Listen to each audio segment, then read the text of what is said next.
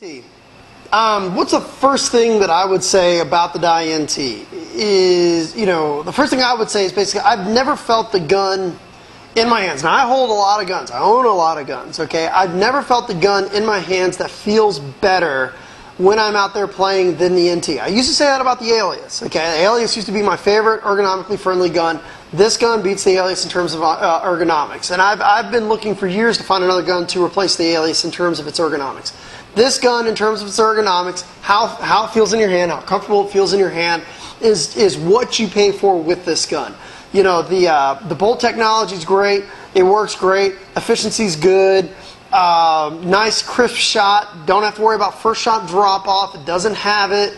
Battery life on it's great. Good regulator. But ergonomics is what you pay for with this gun, above and beyond anything else. And it starts right here at the ASA. Okay, the ASA has the hole for the macro line coming out of the front of the ASA. Why? Because you don't want your wrist bumping up against the hose, which is going to stick your wrist out a little bit. Some people, a lot of guns have it come out of the sides, and depending on how you set your tank up, your wrist is going to hit it and it's going to bow it out to the side, or it's going to rub up against it. It doesn't feel too good. This one, the hole comes out of the front, feels great, and it makes the gun just have a super slim profile when you put your tank on it.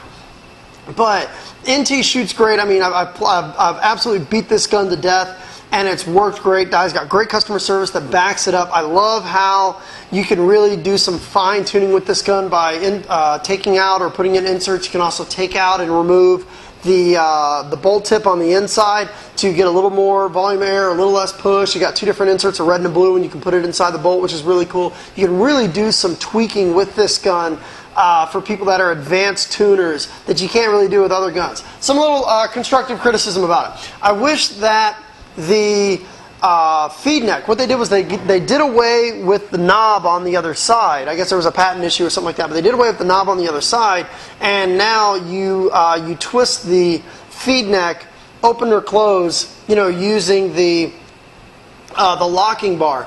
I would like to see that maybe go to a little more of a finer thread than what it currently is. I've just found on a couple loaders, sometimes it's a little too tight, sometimes a little too loose, but I will typically run it a little more on the looser side than too tight because I don't want it to crack my feed neck. But that's just one of the things that I noticed about it.